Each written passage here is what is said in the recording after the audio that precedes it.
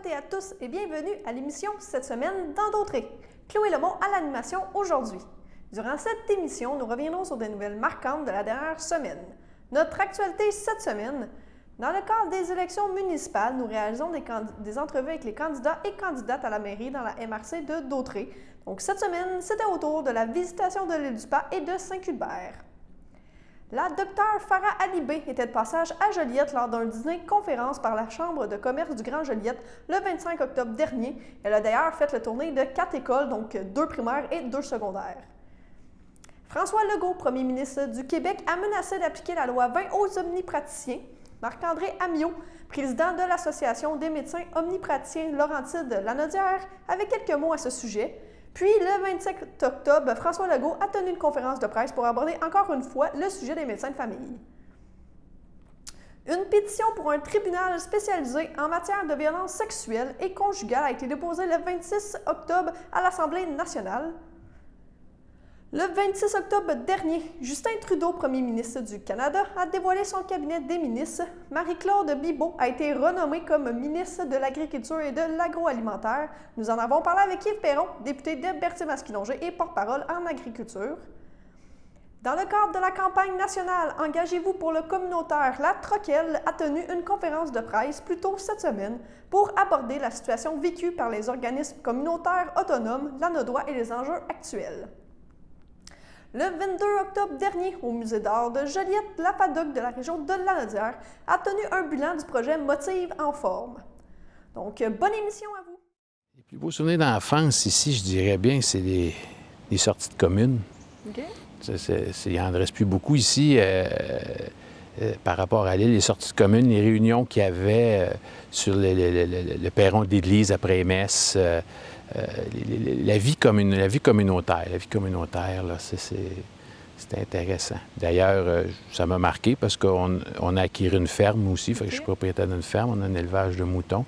Fait que c'est ça. L'île m'a imprégné. Super. Ce que j'ai appris, comme j'ai dit tantôt, depuis l'âge de 14-15 ans que j'assiste aux séances du conseil. À l'origine, les séances du conseil étaient dans la sacristie de l'église. Il n'y avait pas de centre communautaire aussi. J'ai vu bâtir le centre communautaire. J'ai vu la démocratie s'officialiser à l'île du Pas parce qu'à l'époque, le bureau de l'administration municipale était dans une maison privée. Fait que, en 85, quand ils ont bâti le centre communautaire, la démocratie s'est installée dans un lieu public, dans un lieu où c'est que tous les citoyens peuvent participer, peuvent venir. Et ça, c'est important aussi pour moi que les citoyens puissent interroger l'administration.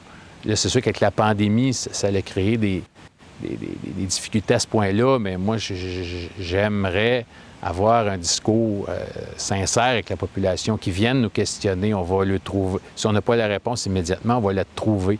C'est pas de cacher rien, c'est de prendre le temps et de donner les bonnes informations et de aussi mener les dossiers à bien en les suivant, parce que c'est également important de connaître le territoire. Je pense pour être un élu qui veut faire avancer des projets ou qui veut répondre à des questionnements, c'est important de connaître bien son territoire.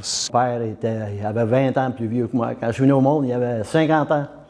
Alors, maman avait 20 ans de plus jeune que mon père. Alors, on était libres. Mon père, on était 3 garçons à la maison. Alors, papa nous laissait libres. Et on était élevés sans contrainte, mais par contre, dans un milieu très intéressant parce que toutes les familles nous accueillaient. Moi, je partais le matin, puis le midi, je mangeais chez Mme Vézina, puis je pas aussi bien souper chez Mme Smith. Alors, on était très bien entourés, si tu veux. Comme on dit, même si aujourd'hui l'île Perrot, c'est plus gros, là, mais à l'époque, c'était des villages, puis tout le monde se connaissait. Tout le monde se connaissait. Puis les enfants jouaient ensemble. Oui, puis j'ai fait des rencontres assez spéciales. Autrement dit, au lieu que tout le monde s'occupe de tout le monde puis qu'il ne fasse rien. Puis un conseiller. Puis un conseiller attitré à un district. C'est pas en vigueur présentement parce qu'il faut passer un règlement. En 91, dans le temps, ils ont aboli ce système-là. Mais nous autres, on va le reprendre parce que... Puis moi, je sais que M. Rondeau va s'occuper de chacun des conseillers pour savoir qu'est-ce qui se passe dans ton district. C'est quoi les demandes? Et et tout le monde va acheminer les besoins. Donc, le système démocratique va être bien servi parce que... J'ai pas mal voyagé en fait, enfant. J'ai beaucoup bougé. Puis j'ai toujours été très intéressé par la découverte, l'apprentissage. Donc c'est pas mal ça, comme tout enfant, curieux. Curieux, parfait. Puis qui est Guillaume Narbonne aujourd'hui? Certains me connaissent plus sur le volet du centre aéro-récréatif que j'ai créé. Donc un lieu de villégiature qui est rassembleur sur le thème de l'aviation, avec vraiment une panoplie inhabituelle de choses. Alors je pense que c'est une manière rapide de décrire. Ce qui est le point principal, c'est de rendre la municipalité plus équitable, plus transparente et de redorer l'image auprès de tout le monde. Parce que lorsqu'il y a des injustices qui sont commises, puis on se rappelle qu'on a quand même eu dans les dernières années des condamnations de la Commission municipale du Québec contre certains conseillers, d'autres sont sous enquête. Donc on voit qu'il y a des choses qui ne sont pas correctes, puis ça c'est la pointe de l'iceberg. Puis le but, c'est pas de faire une chasse aux sorcières et puis de régler les comptes. Le but, c'est de mettre fin et de se concentrer sur ce que la municipalité et ce que les citoyens ont réellement besoin pour les années à venir. On a beaucoup de défis, que ce soit pour nos personnes aînées, qu'est-ce qu'on fait pour elles, pour nos jeunes, qu'est-ce qu'on fait pour eux. Les routes, c'est un problème qui est récurrent, ça prend une structure, tout comme la gestion des finances. Ça ne peut pas être laissé au hasard, ça prend une rigueur qui va être appliquée méthodiquement. Et il ne faut pas réinventer la roue aussi. C'est pour ça que c'est intéressant de travailler avec les conseillers qui sont déjà en place, parce que c'est des gens d'expérience. Et si on enlève... parce que souvent, on veut tourner du revers toute une situation, mais ce n'est pas la solution, parce que lorsqu'on recommence à neuf, on fait de nouvelles erreurs, donc on a de nouveaux problèmes. Puis pouvez-vous raconter un de vos plus beaux souvenirs d'enfance? Oh boy! Disons que c'est tout ce qui était à l'extérieur. Disons qu'avec mon frère, on faisait tout le temps plein d'activités. Comme tout jeune, peut-être normal de l'époque, plein d'activités. On voit ça, bicyclette, vélo, hébertisme ou quoi que ce soit. Puis jeune, j'ai travaillé, mon grand-père, il s'occupait de l'exposition agricole à Berthier. Okay. Fait qu'on a acquis quand même beaucoup d'expérience, même en tant que jeune personne, à travailler à l'extérieur. Super, et justement... À la municipalité de Saint-Hubert, j'ai pu, par mon expertise, mon expérience de mon travail passé au conseil d'administration du syndicat PTS, où j'étais en lien avec les dirigeants des CIS et puis le gouvernement, apporter une façon différente de voir, de faire, de présenter les choses au conseil. Je pense que j'ai su apporter des éléments nouveaux au conseil sortant. D'ailleurs, je suis fier d'avoir participé. On a pu créer une belle situation à Saint-Hubert, on est en bonne situation financière, on a créé un beau bas de laine, on a des beaux projets en cours, des beaux projets qu'on voudrait continuer. Donc, ce parcours-là, je suis fier d'avoir participé à l'ancien conseil, je les remercie. J'ai décidé que je voulais travailler là, que je suis allée cogner sur toutes les portes des gérants. J'en présente, bonjour, mon nom c'est Farah, voici mon CV. Puis je voulais vraiment leur dire, je voulais vraiment tellement travailler là que j'ai pris mes demi-heures, que tout le monde m'offrait une opportunité. Je m'assis là, je leur dis, écoute, c'est pour ça que je veux travailler ici, voici ma recherche. J'ai fait des présentations de recherche. Ingénieur à la NASA, il faut qu'il soit bolé en maths puis en physique. C'est comme, non, pas vraiment en fait. T'sais, les maths et les physiques, oui, c'est important, là, mais je peux te les apporter quand on fait du travail comme ça, c'est la communication. C'est être capable d'écouter, c'est être capable de travailler en équipe. Ça, que ce soit les filles ou les minorités, je sais qu'on n'est pas parfait, mais je sais que le monde va changer, puis ça va changer pour eux. Mais d'un autre côté aussi, si je les encourage à poursuivre leurs rêves, ça va arriver à tout le monde, mais surtout aux filles, aux minorités, qu'à un moment donné, qui ne trouveront pas leur place et vont penser qu'ils ne sont pas acceptés là. Puis je leur dis que non, il y a une place pour toi. Prends-la ta place. On a vu au début de la pandémie que le gouvernement, les médecins en particulier, pouvaient se revirer de bord rapidement. Mais malheureusement, cette volonté de changement n'est pas toujours au rendez-vous, en particulier chez certains médecins de famille. C'est le cas pour la prise en charge des patients. Pourtant, tous les spécialistes sont unanimes, c'est la clé pour désengorger nos urgences et aussi pour offrir des meilleurs services en première ligne. On a eu beaucoup avec les représentants des médecins de famille depuis 3 ans. Mais je dois dire que je commence à m'impatienter, puis les Québécois aussi. J'ai toujours pensé qu'il valait mieux s'entendre avec les médecins.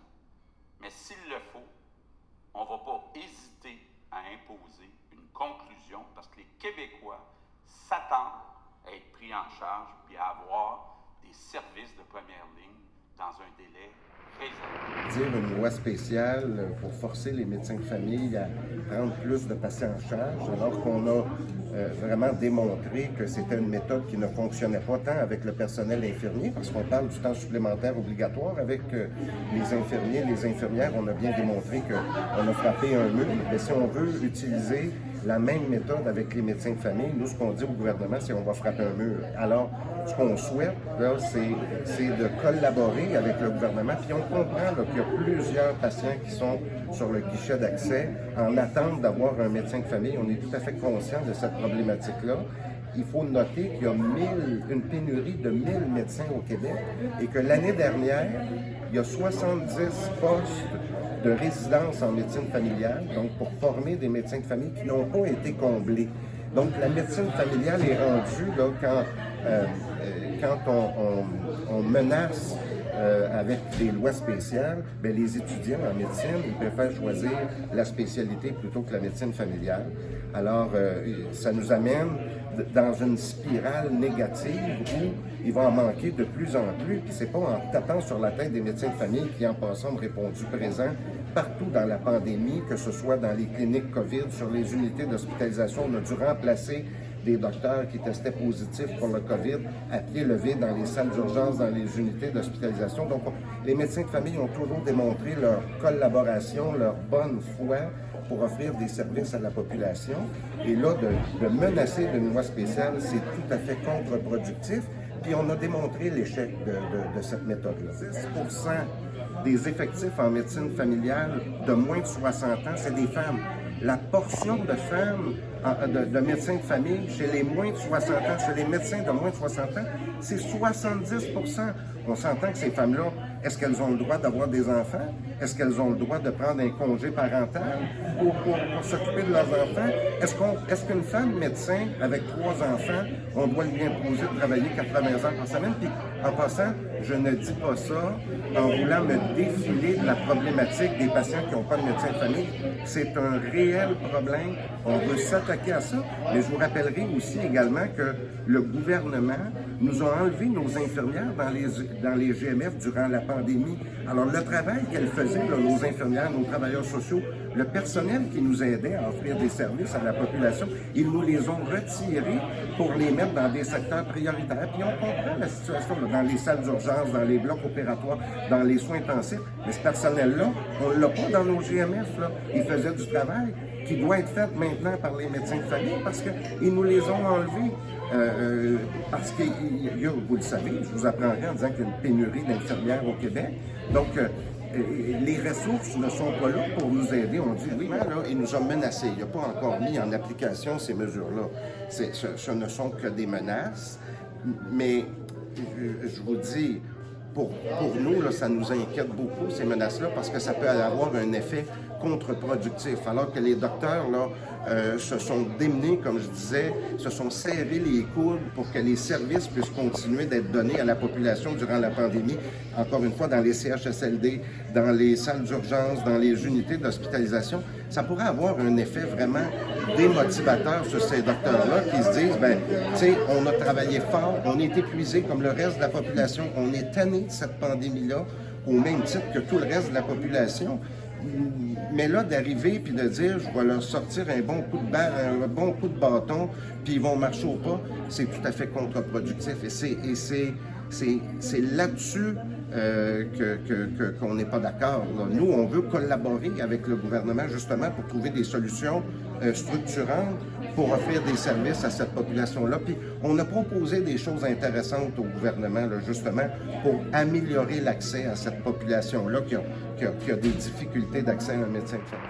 Puis, Bonjour tout le monde. Merci beaucoup d'être ici. C'est une journée importante pour l'instauration d'un tribunal spécialisé en matière de violences sexuelles et conjugales au Québec. Vous savez que c'est le début des consultations publiques, des auditions, mais c'est aussi la journée où nous déposons une pétition qui a recueilli plus de 10 000 noms pour voir l'instauration de ce tribunal. Vous savez que nous, ça fait plus de 3 ans et demi qu'on se bat, qu'on a mis cette idée sur la place publique en regardant ce qui se faisait ailleurs, dans la foulée notamment du mouvement #moi aussi. Et si aujourd'hui, on a ce geste fort aussi qui porte la voix des victimes, dont une grande partie des signataires sont des victimes de la pétition, c'est parce qu'il y a une femme très courageuse qui a vécu, qui est une survivante et qui m'a demandé de parrainer cette pétition, qui en est l'instigatrice. Alors, je vais lui laisser la parole. C'est Lily Thibault. Bonjour. Depuis ma prise de parole en tant que personne ayant vécu des agressions sexuelles dans l'enfance, dans le cadre du film La parfaite victime, j'ai reçu énormément de témoignages. Ce sont les nombreux témoignages de gens qui ont vécu des expériences traumatisantes dans le cadre de leur parcours au sein du système de justice, jumelés à mon expérience, qui m'ont poussé à agir et initier cette pétition que Mme Yvon a accepté de marrainer. Je la remercie d'ailleurs ce matin. Merci. C'est important pour moi de transformer ce que j'ai ressenti trop longtemps comme un découragement et une impuissance face au système en une prise d'action pour que les choses changent enfin. Il y a urgence d'agir. La confiance est à 0. J'ai reçu le témoignage d'une jeune femme qui a rencontré 2 femmes procureurs qui ont minimisé le viol qu'elle a vécu en disant qu'elle aussi, parfois, elle faisait l'amour même si elle n'en avait pas envie. Une autre jeune femme m'écrit qu'on l'a insultée dans la salle de cours sans que personne n'intervienne suite au procès de son agresseur. Même s'il y a eu condamnation, elle a vu se détruire tout le travail qu'elle avait accompli en thérapie pendant 4 ans. Un papa dans la quarantaine m'a confié avoir souffert d'épuisement et de dépression pendant ses démarches pour porter plainte contre l'homme qui l'avait agressé enfant. Et même si le procès s'est soldé par une condamnation, si c'était à recommencer, il ne voudrait pas revivre le processus tellement il a été éprouvant pour lui et toute sa famille. Il ne s'est pas senti soutenu. Parlez-en à chaque personne victime d'agression qui s'est fait dire « Oui, on vous croit, mais on n'ira pas en procès. » Car on a peu de chances de gagner, vous n'êtes pas assez solide, ce qui m'est arrivé.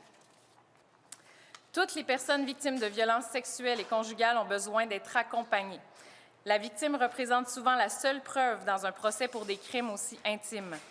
Alors, si cette personne sur qui repose le fardeau de la preuve se sent complètement étrangère au processus, qu'elle a le sentiment qu'elle n'est qu'un élément de preuve, que sa réalité et ses besoins ne sont pas compris, qu'elle est mal accompagnée et revictimisée, comment peut-on attendre d'elle qu'elle livre un témoignage lucide et solide? La création d'un tribunal spécialisé représente à mes yeux et à ceux d'une multitude de survivants et survivantes un élément central pour adapter enfin le système en tenant compte de notre réalité très particulière. C'est d'ailleurs un modèle qui a fait ses preuves dans d'autres pays et qui a aidé le système de justice à regagner la confiance de la population, notamment en Nouvelle-Zélande et en Afrique du Sud. J'aimerais tant sentir que notre système est ouvert à se remettre en question et à changer. Le tribunal spécialisé représente à la fois un moyen concret et un symbole fort pour y arriver.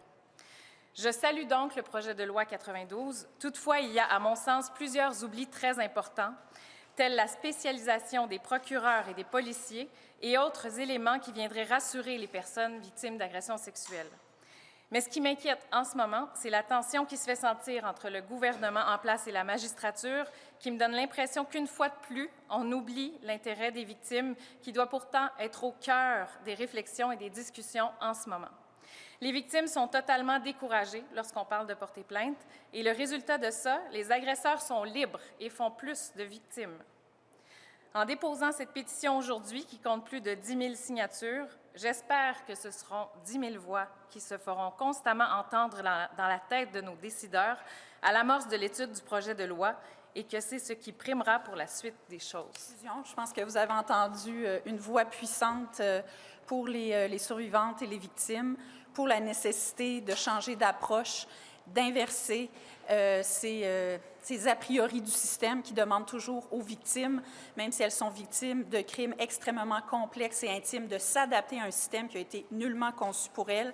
Donc, de enfin s'adapter à la réalité des victimes, à leurs besoins, de se centrer sur ces besoins-là et d'un accompagnement adapté, ciblé, spécialisé du début à la fin. Et aujourd'hui, on espère que le ministre va être ouvert à apporter des changements, à vraiment aller plus loin dans son projet de loi, parce que son projet de loi, essentiellement, parle de la formation des juges. On doit parler de la formation de l'ensemble des intervenants, que ce soit les procureurs, que ce soit les policiers, ceux qui vont accompagner la victime, et on doit parler des principes de ce symbole fort et de cette manière de transformer notre justice avec, bien sûr, un accompagnement des victimes. Donc, c'est une question pour le ministre de la Justice, mais c'est une question pour la sécurité publique, c'est une question pour les services sociaux.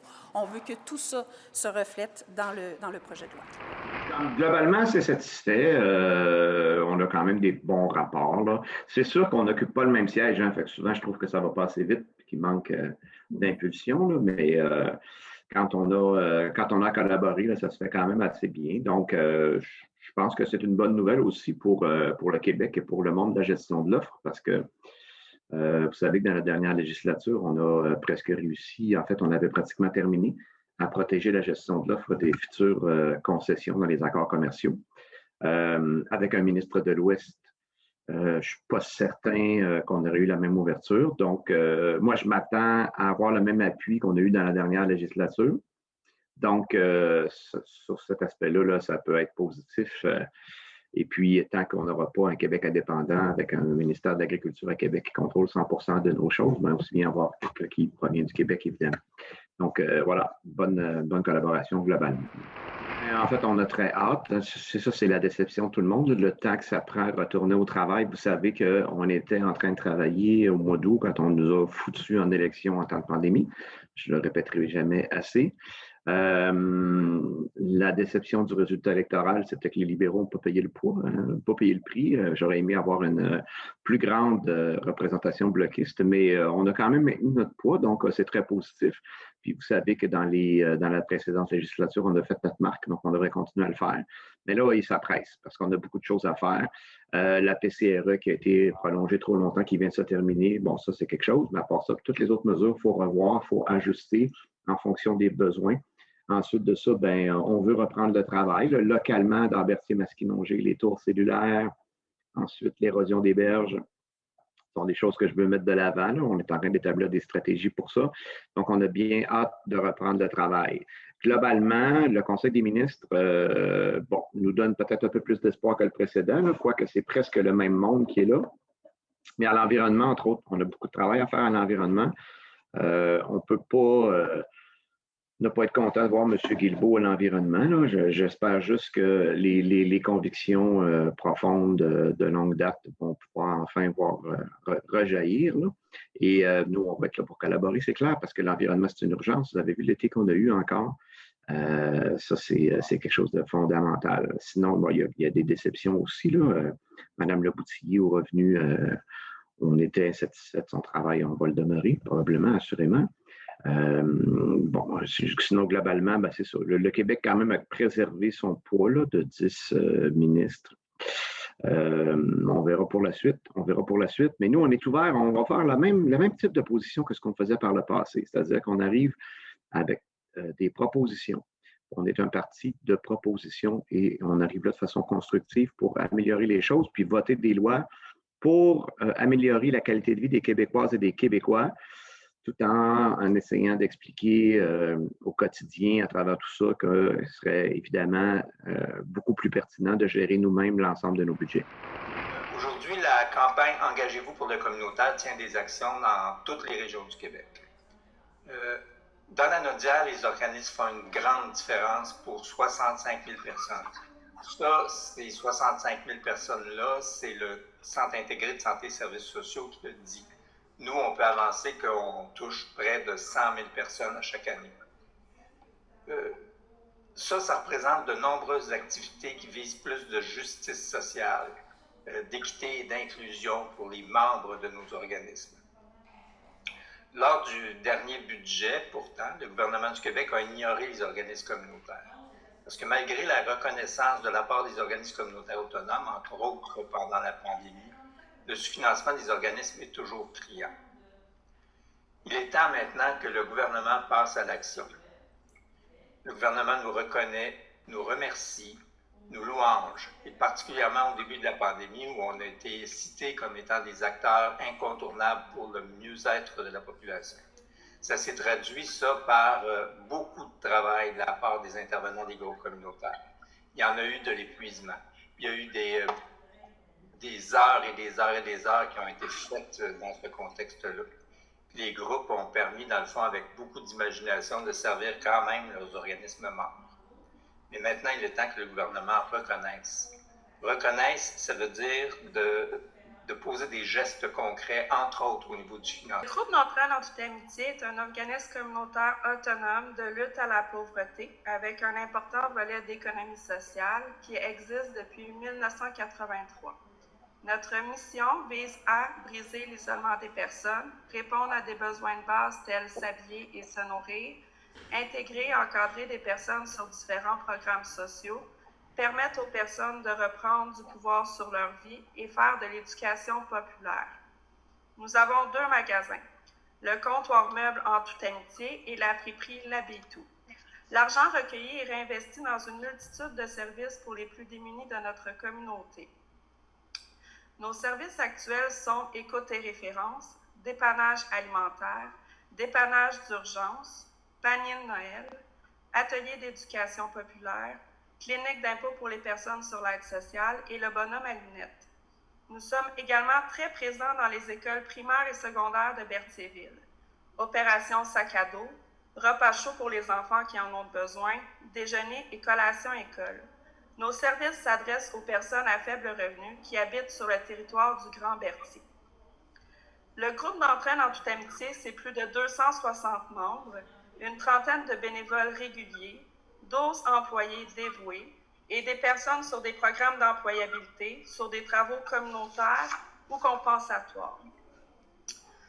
En tant qu'organisme du secteur faible revenu, nous sommes un peu les enfants pauvres du communautaire. Pour bien réaliser notre mission, nous recevons actuellement autour de 90 000 de PSOC. C'est tout à fait insuffisant. Cela représente moins de 20 % de notre budget d'opération.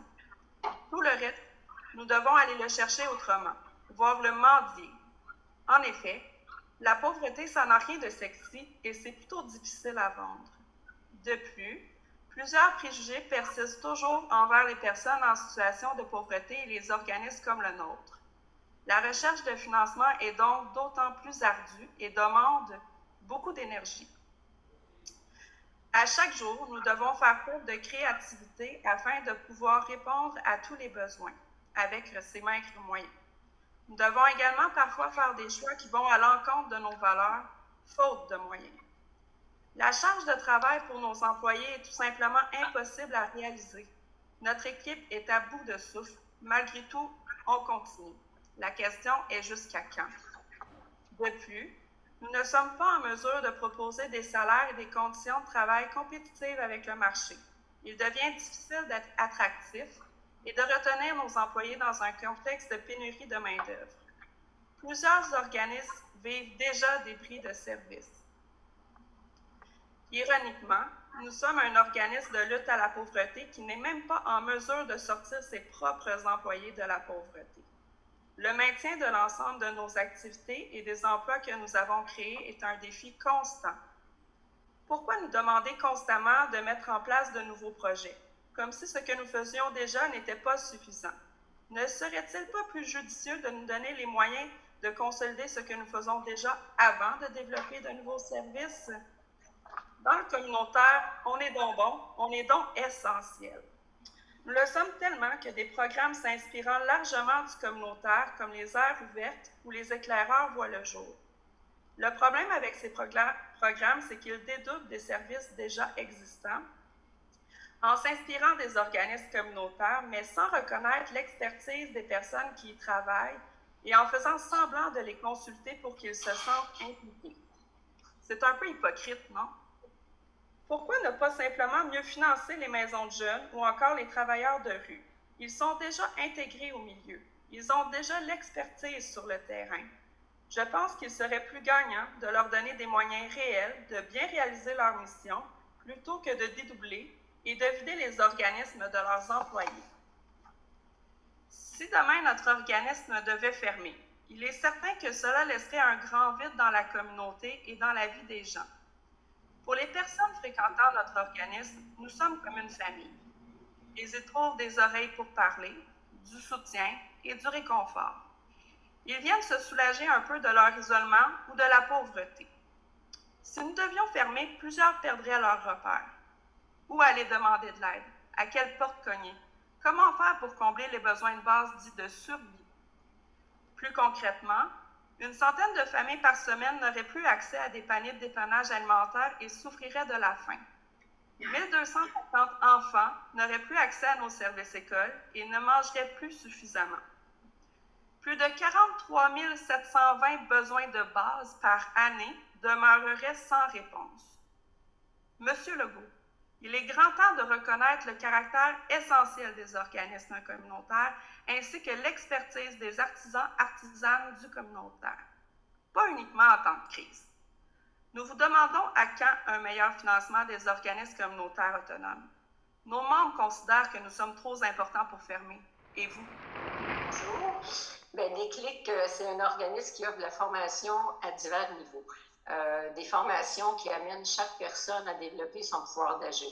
Des formations qui ne sont pas basées sur des programmes définis d'avance, mais qui vraiment respectent les profils des personnes auxquelles ils s'adressent. Concrètement, ce que ça veut dire, c'est que ça permet à des adultes d'améliorer leur lecture, leur écriture, de comprendre des multiples informations de leur quotidien. Ça permet aussi à des personnes immigrantes de connaître leur milieu, de connaître les particularités de notre langue, de notre culture, mais aussi de partager la langue. Les formations, ça permet aussi à des jeunes du primaire de vivre des petits succès, d'améliorer leur estime de soi, leurs habiletés sociales et de faire divers apprentissages. Des jeunes aux prises avec des difficultés de lecture réalisent qu'ils sont capables d'apprendre et de réussir. Ces démarches permettent aussi à des parents de développer leurs compétences, d'accompagner leurs jeunes dans leur cheminement scolaire à partir de leurs propres objectifs et en mettant à contribution leur savoir.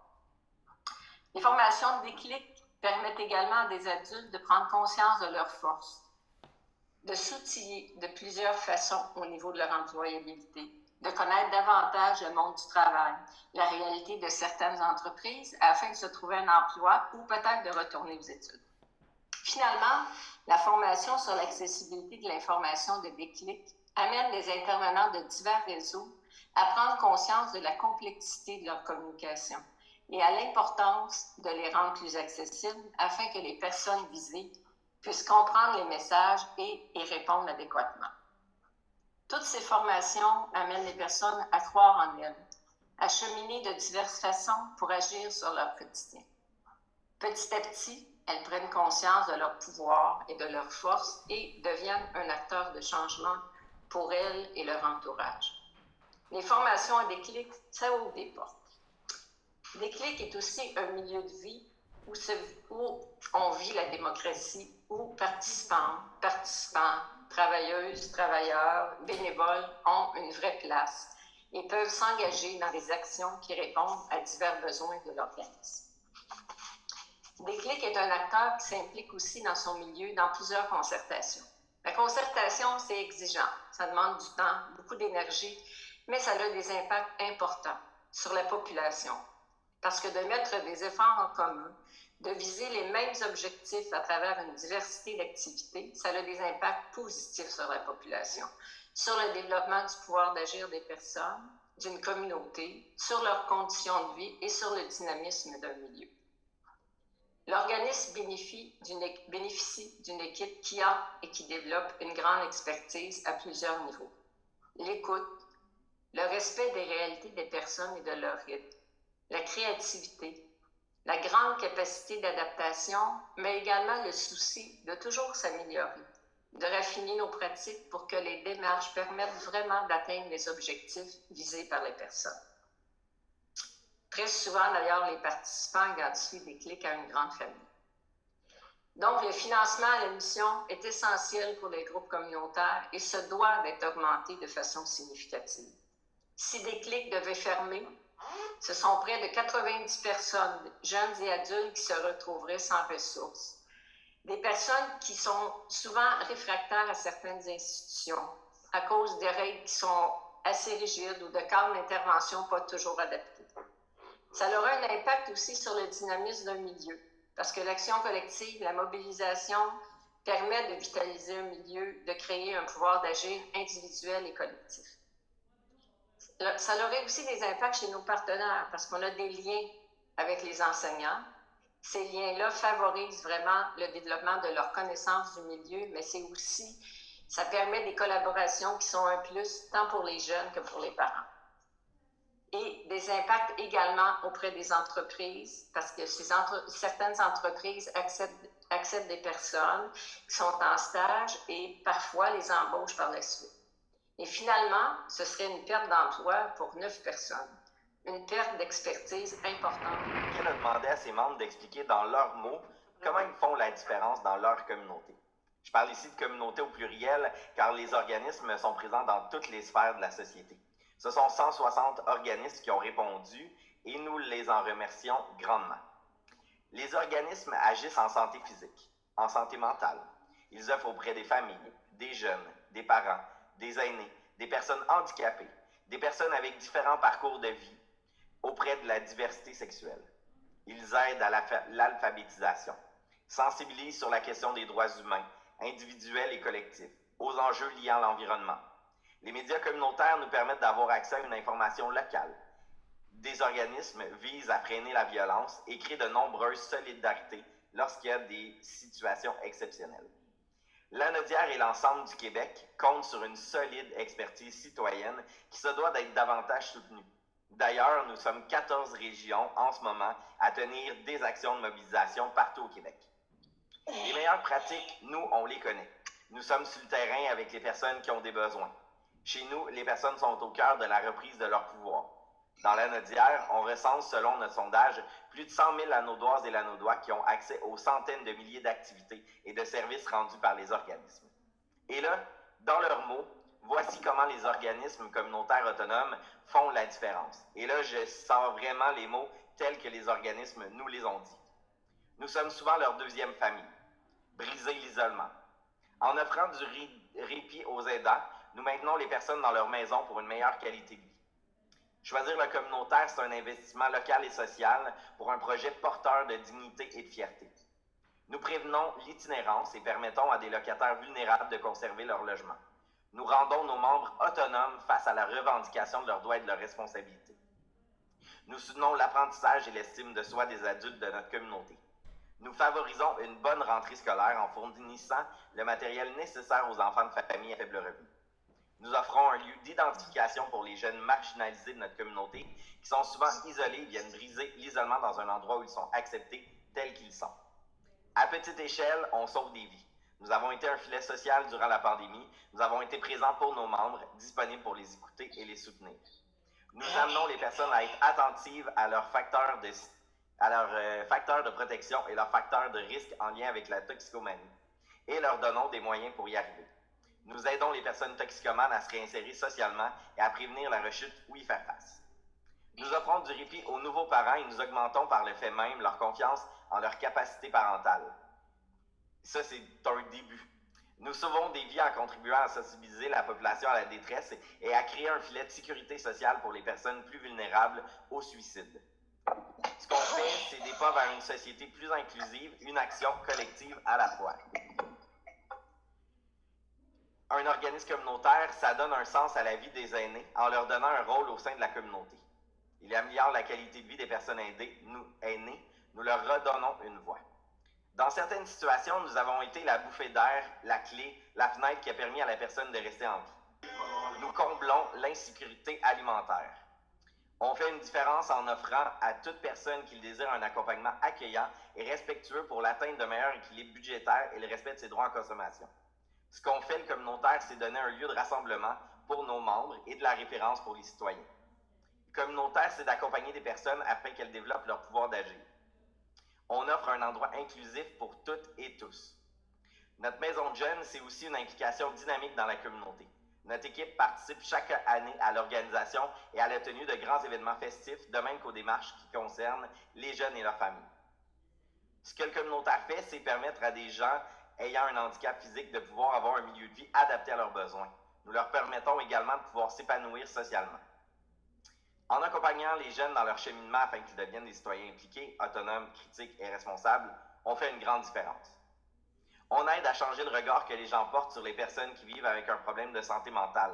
On aide les personnes qui ont un problème de santé mentale à s'intégrer dans la communauté. Ce qu'on fait le communautaire, c'est donner accès à de l'information locale, une vitrine média accessible, du bénévolat inclusif et éducatif. On fait bouger les gens afin de prévenir les maladies cardiaques et autres. Ce qu'on fait, nous, dans le communautaire, c'est permettre de briser l'isolement, ce qui impacte directement le nombre d'hospitalisations et le sentiment d'appartenance des personnes qui nous fréquentent. Et là, vous pouvez dire, voyons Hugo, tu vas-tu encore continuer? Mais c'est parce que c'est pas fini tout ce qu'on fait le communautaire, là. On contribue au développement des compétences et à la compréhension d'enjeux sociaux, tout en mettant en valeur l'expertise des personnes de ressources de la Nodière. Notre aide directe aux victimes d'agressions sexuelles les aide à reprendre du pouvoir dans leur vie au quotidien, en prévention et en sensibilisant la population pour vivre dans un monde égalitaire. Dans les lieux de représentation, nous y sommes afin que les victimes aient une voix pour que les systèmes de santé et de justice améliorent le service et leur traitement envers les victimes. Ce qu'on fait le communautaire, c'est permettre à des familles de manger. C'est un endroit sécuritaire pour les femmes, un endroit qui fait une différence pour elles. On est un lieu d'écoute, de référence et de confiance. On outille les parents pour qu'ils puissent mieux accompagner leurs enfants dans la réussite éducative. On travaille aux transitions scolaires afin de préparer les élèves et de faire baisser leur niveau d'anxiété face à ce changement. Et là, j'aurais pu continuer encore et encore. Et ça, c'est vos réponses, celles que vous avez mises dans le sondage. Lors du dernier budget, le gouvernement du Québec a saupoudré des fonds ponctuels ou des sommes minimes, par exemple au PSOC. Comme le disait Pierre Lafontaine au début de la conférence de presse, c'est 460 millions de dollars qui sont nécessaires pour rehausser le financement des organismes. Si le gouvernement il trouve la facture trop grosse en une étape, là, ben on y fait une proposition qui nous donne un plan de rattrapage sur 3 ans puis qui investisse 153,33 millions à chaque année.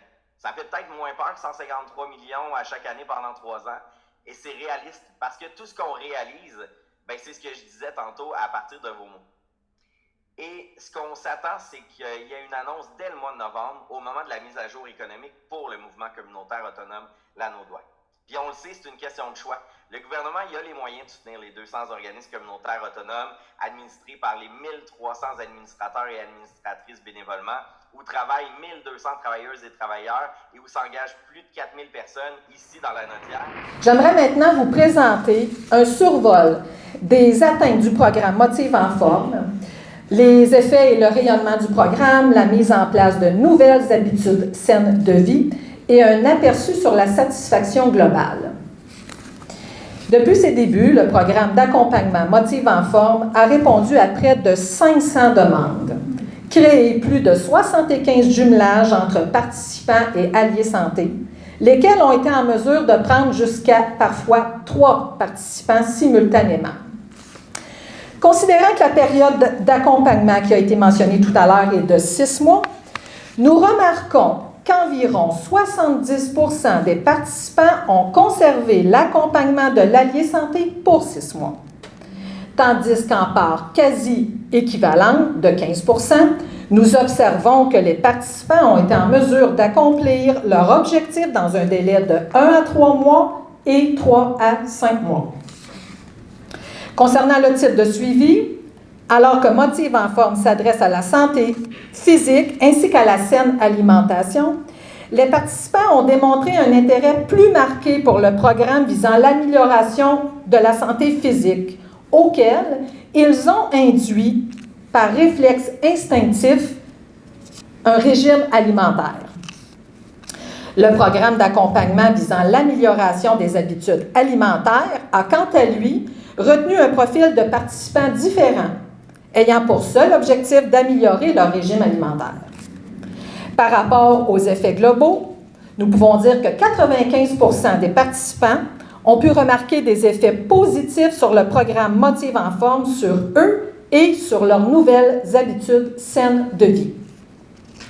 Les bénéfices les plus significatifs sont d'avoir un sommeil de meilleure qualité, avoir plus d'énergie, une meilleure estime de soi, une diminution du stress, ainsi qu'une diminution des douleurs musculaires et articulaires. Les participants résument les effets comme un plus grand bien-être en général. Concernant la part des alliés santé, 100% des participants reconnaissent la pertinence, mais surtout l'importance de l'accompagnement et du soutien motivationnel apporté par leurs alliés santé durant la période de changement. Dans une évaluation de satisfaction du programme, sur une échelle de 1 à 10, les participants et les alliés santé ont répondu sur cette échelle une réponse de 7 et plus, donnant une moyenne de satisfaction de 9,2 sur 10. Nous pouvons donc dire que la majorité des participants sont très satisfaits et qu'ils ont apprécié leur expérience Motive en forme. Finalement, relativement au maintien des nouvelles habitudes saines de vie, un sondage complété par les anciens participants ayant complété leur programme individuel permet d'inscrire un taux de 50% sur leur capacité à maintenir en totalité les habitudes qu'ils ont développées et un taux de 41,7% pour les maintenir partiellement. En résumé, nous pouvons noter un taux de réussite à 92% sur l'ensemble des améliorations et des objectifs de nos participants. J'adopte de saines habitudes de vie depuis plusieurs années et j'ai de la motivation à revendre. Alors le projet Motive en forme est tout désigné pour moi. En faisant partie de l'équipe d'Alliés Santé, j'ai l'opportunité de promouvoir une cause qui me tient à cœur, de rencontrer des nouvelles personnes et de faire une réelle différence dans leur vie. Le bénévolat me permet de développer mes compétences, ma créativité et mon estime personnelle. Il me permet aussi de... Nous aimerions déployer ce programme-là dans les autres FADOC des autres régions. Alors, c'est ça l'objectif. On l'a bâti de cette façon-là pour que en fait, on est 16 régions FADOC, pour qu'ils puissent prendre ce programme-là et le mettre en place dans leur région.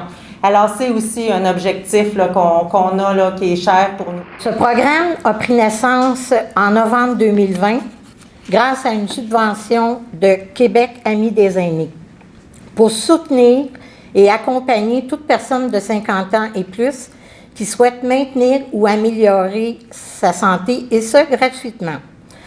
Ce programme motivationnel correspond totalement à la mission du réseau FADOC, qui est de conserver et d'améliorer la qualité de vie des aînés de 50 ans et plus. En cette période de turbulence, la pandémie, ce programme a été mis en place juste à point. Une agente de développement a été embauchée pour le mettre en place pour une période de 2 ans. Merci, on se retrouve la semaine prochaine pour une autre émission de cette semaine dans Dautré et pour de nouveaux reportages. Ne manquez pas nos bulletins de nouvelles tous les jours à compter de 18h et en reprise à 12h30. Bonne semaine à toutes et à tous!